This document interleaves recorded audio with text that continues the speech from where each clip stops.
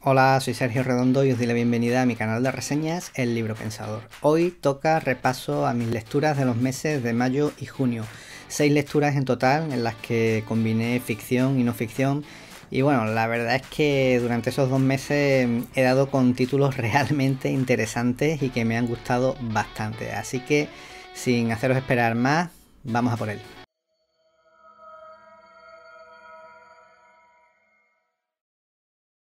Es muy posible que escuchéis ruidos durante esta grabación porque, bueno, están haciendo obras aquí al lado de mi casa y nada, pues a fastidiar la grabación del vídeo que la vamos a hacer. Como decía Felipe II, yo no envié mis naves a luchar contra los elementos, ¿no? Bueno, pues eso. El primer libro que terminé en mayo fue una novela de ciencia ficción, un clásico de la ciencia ficción, que bueno, yo iba detrás de él ya desde hacía ya bastante tiempo, llevaba ya bastantes años queriendo leer esta novela y al final nunca me animaba porque la verdad es que, bueno, por aquella época la ciencia ficción todavía me echaba un poquito para atrás y yo conocía algo sobre la historia y me parecía interesante, pero el hecho de que fuese ciencia ficción no me terminaba de convencer para animarme a leerla. Pero bueno, como desde hace algún tiempo ya al final le he cogido el gustillo a este género, pues finalmente en mayo, y además aprovechando la iniciativa esta que sacaron las chicas de Literarian Podcast del Mayo Sci-Fi, bueno, pues me animé a leer por fin Solaris de Stanislav Lem. Solaris es una novela apasionante, pero sobre todo es una novela súper profunda. Me ha sorprendido realmente ese trasfondo metafísico que tiene la novela y que precisamente la dota de un aura de misterio y de, yo diría, de intranquilidad, ¿no? Porque sabes que hay algo raro, ¿no? Que la historia va en torno a algo raro, ¿no? Que está sucediendo allí en el planeta Solaris y te mantiene en vilo todo el tiempo. Para mí fue una lectura absolutamente compulsiva. Yo no soy lector rápido, ¿eh? No os voy a decir que me leí la novela en un día ni en dos, no, para nada. Pero sí que es verdad que teniendo en cuenta que son si no me equivoco, unas 290 páginas en la edición de Impedimenta que yo leí, que es una edición preciosa. Yo sí que os puedo decir que las primeras 200 páginas las leí muy rápido, casi de un tirón, no todas seguidas, pero en muy poco tiempo. Lo que pasa es que después tuve un parón, bueno, pues por diversas cuestiones, y las últimas 90 páginas ya me llevaron un poquito más de tiempo a leer porque no le podía dedicar todo el tiempo que quería. Aún así la novela me ha gustado muchísimo y bueno, de hecho le puse 5 estrellas porque me ha parecido absolutamente magnífica. Solaris nos cuenta, bueno, pues la historia de la llegada de Chris Kelvin al planeta Solaris, un planeta que, bueno, en el que parece ser que su único habitante, podríamos decir, entre comillas, es un inmenso océano que parece tener vida propia e incluso posee una inteligencia avanzada. Parece ser que esta presencia del océano pues influye de algún modo en las personas que se aventuran a ir al planeta Solaris a investigar, bueno, pues sobre las distintas características del planeta. Este es el motivo que lleva a Chris Kelvin al planeta Solaris a ver qué es lo que está ocurriendo con los habitantes del planeta Solaris, que son otros científicos como él. Especialmente Kelvin mantiene una relación más cercana con Snout, que es uno de los dos habitantes del planeta. Con el otro científico no mantiene tanta relación porque es un personaje más misterioso. Y podemos decir que la novela, bueno, pues se centra más que nada en esa relación, ¿no? Entre Snout y Chris Kelvin. Y otro personaje más que aparece, que no os voy a decir cuál es, y que, bueno, hace y presenta a la vez pues una serie de temas y una serie de dilemas, ¿no? Que se plantea podríamos decir que se plantea el ser humano a lo largo de toda la historia de la humanidad, y que en esta novela, bueno, pues vemos reflejado en un planeta lejano con un habitante un tanto peculiar y bueno, con una capacidad que llaman sumamente la atención. Recomiendo muchísimo esta novela, pero muchísimo porque está súper bien. He de decir que para mí tampoco es una novela perfecta. ¿Por qué? Pues porque sobre todo creo que la novela posee 2 capítulos en especial que bajo mi modo de ver rompen bastante con el ritmo de la novela, ya que son capítulos más descriptivos en torno al planeta, a Solaris y al océano, y creo que ahí pierde fuerza la novela. Desde luego la capacidad de Stanislav Lem pues para crear ese ser, ¿no? Ese ente viviente, bueno, absolutamente fuera de serie, por supuesto. Pero creo que esos dos capítulos paran mucho lo que es el ritmo de la novela. Aún así, yo a esta novela le di 5 estrellas y muy merecidas, que las tiene. Mi segunda lectura volvió a ser también una novela, en este caso de un autor soviético caído en desgracia, como es Mikhail Bulgakov, y la novela no es otra que El maestro y Margarita. Esta novela la leí en lectura conjunta con Raquel, con la compañera Raquel de la pecera de Raquel, y la verdad es que nos lo pasamos súper bien leyendo este libro, porque es que es un libro realmente raro. Podríamos decir que es un libro bastante raro. En El maestro y Margarita, Bulgakov nos cuenta, bueno, pues lo que ocurre en la Unión Soviética a la llegada de El Diablo, pues a este país. El Diablo acompañado de toda una cohorte de secuaces, bueno, y todo el caos que ellos generan en Moscú, creo que es en Moscú donde tiene lugar la acción.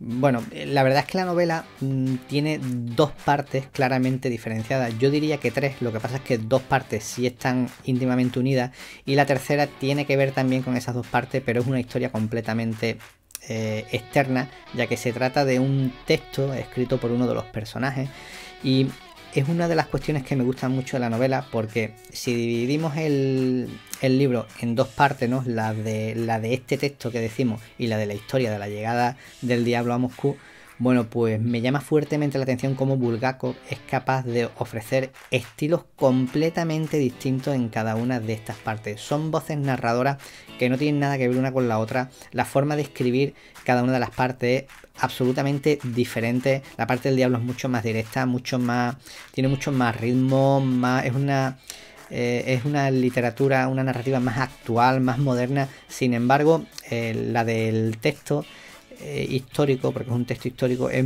mucho más cuidada, parece como incluso más culta, ¿no? Es sorprendente de verdad la capacidad de Bulgakov para ofrecer esta división de estilos en una misma novela. Estamos hablando de una novela que, bueno, la historia es, podríamos decir, absolutamente surrealista, pero surrealista a ciertas cosas que ocurren.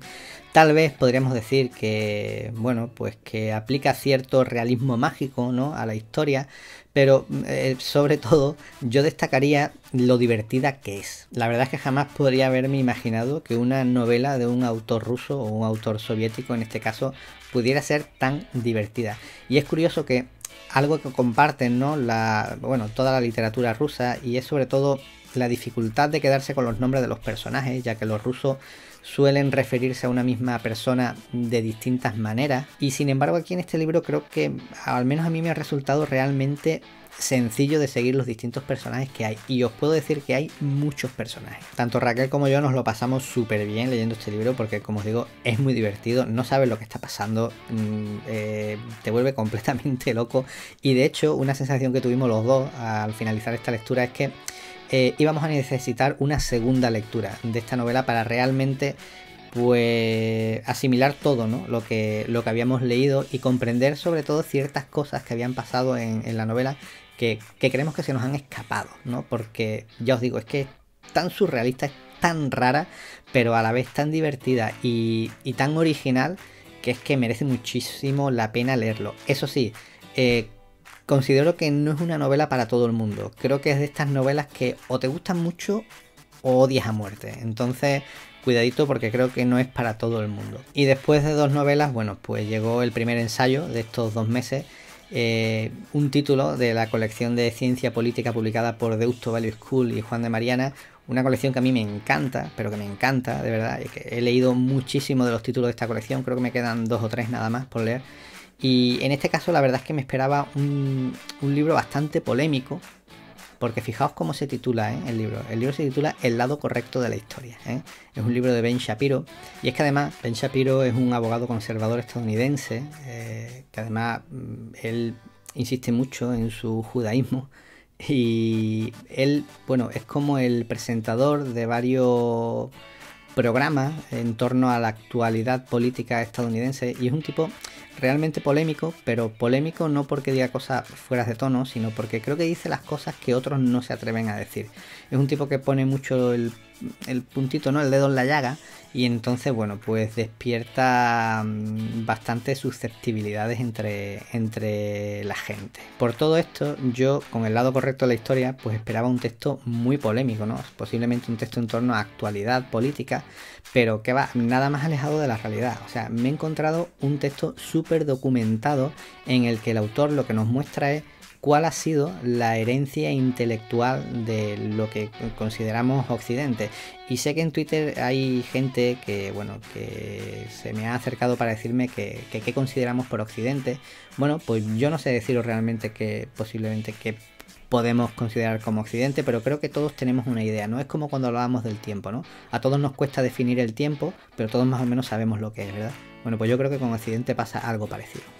Entonces, como os digo, Shapiro hace un repaso a toda esa herencia intelectual que él sobre todo remarca que proviene de dos tradiciones. Por un lado, la antigua Grecia y por otro lado, lo que sería la herencia judeocristiana. De la antigua Grecia habríamos aprendido a ser ciudadanos, a convivir, a imponernos unas reglas y seguirlas y vivir acorde a ellas.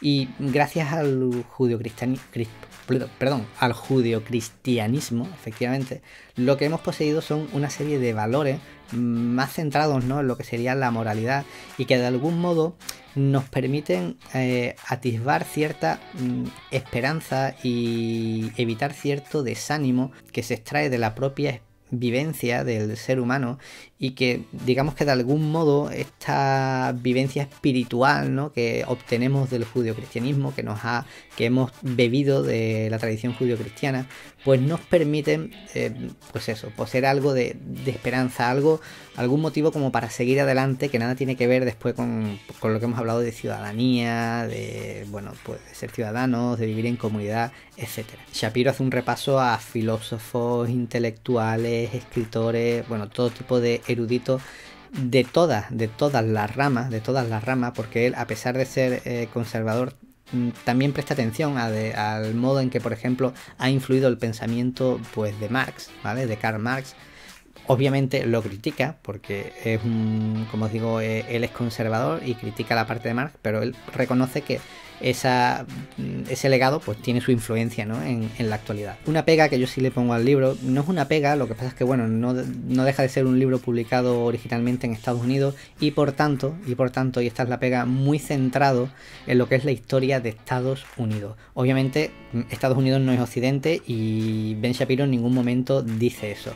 Lo que pasa es que sí que ejemplos que pone pues de evolución política pues son tomados de la historia de Estados Unidos. Y por supuesto Ben Shapiro pone como ejemplo de la máxima democracia y del máximo progreso pues, su país natal, por supuesto. Independientemente de esto que os digo, el libro me ha parecido fantástico, de verdad fantástico, muy indicado para retomar, ¿no?, o revisar conceptos filosóficos que al menos por mi parte yo tenía ya un poco olvidado, y también me ha descubierto pues bueno, pues ciertas argumentaciones de ciertos autores pues que yo desconocía, que yo hasta cierto punto pues no había leído sobre ellos y bueno, la verdad es que es un libro que a mí personalmente me ha enriquecido mucho y lo he disfrutado, lo he leído creo que bastante rápido, la verdad, porque es que me estaba gustando muchísimo.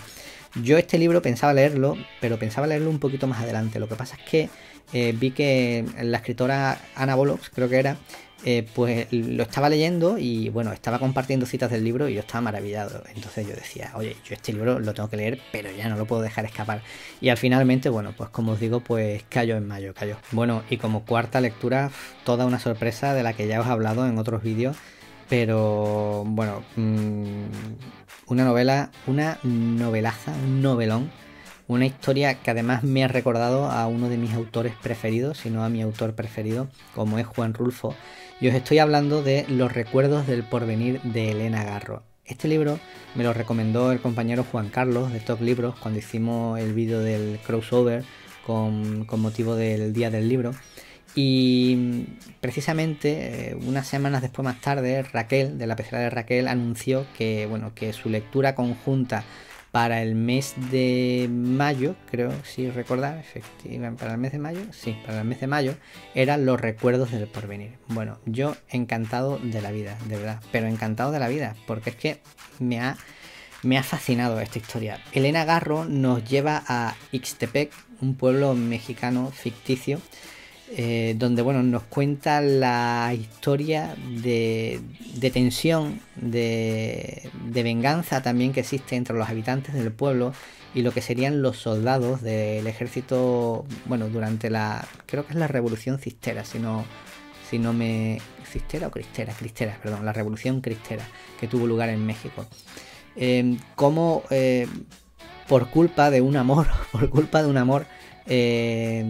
todo el devenir de un pueblo, toda la historia de un pueblo cambia absolutamente de la noche a la mañana. Es una historia muy dura, contada con un estilo súper cuidado y encima con un vocabulario, esa forma de hablar y de contar que tienen los mexicanos y que tan preciosista y tan bonita, porque a mí es que me encanta y es una de las cosas que más me gusta de la novela, el estilo que tiene a la hora de contar, y al igual que pasa por ejemplo con Juan Rulfo, pero sobre todo la gran originalidad de esta novela es su voz narrativa, y es que quien nos cuenta la historia es el propio pueblo, es Ixtepec.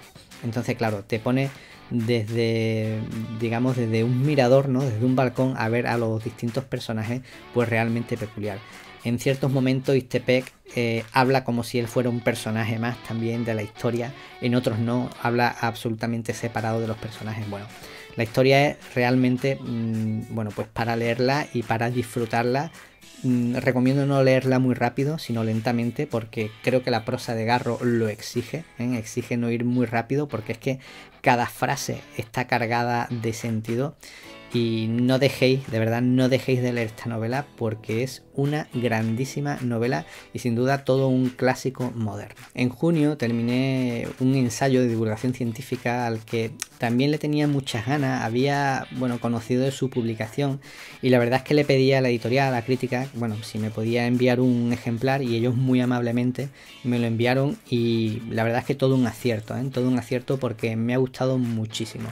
Se titula Bajo un cielo blanco y está escrito por Elizabeth Kolbert, que es la misma autora de otro, bueno, bestseller de divulgación científica y que ganó el premio Pulitzer en 2015, como es La sexta extinción. De este libro ya os hice una reseña en mi vídeo anterior precisamente, y no voy a hablar por tanto mucho de este libro, tan solo comentaros que en este ensayo Kolbert lo que hace es que a través de una serie de proyectos científicos nos muestra de qué manera el ser humano, a través de la tecnología, no solo ha impactado negativamente en la naturaleza, en el medio ambiente, sino que también esta tecnología sirve para intentar buscar soluciones y remediar los pasos negativos que ha ido tomando el ser humano y que han impactado, pues, de manera negativa en el medio ambiente. Como digo en el vídeo de la reseña, es un libro que ofrece una mirada esperanzadora al futuro y que sobre todo pone el foco en que el ser humano es, sí, el causante de todos los males medioambientales que hay ahora mismo, pero también es el único con capacidad de revertir la situación y darle una solución. Bueno, y mi última lectura de estos 2 meses fue también toda una sorpresa. Un libro, una novela que leí con el club de lectura de Asun Martín, el Musa Club Literario, y que me ha encantado porque es una novela preciosa, súper bonita, la historia de Chris Guthrie, y ya sabréis qué libro es del que os estoy hablando. La historia de Chris Guthrie es, bueno, maravillosa. La novela se titula Canción del Ocaso y es la tercera novela publicada por la editorial de Young, Trotalibro. En mi caso es el primer libro que leo de la editorial.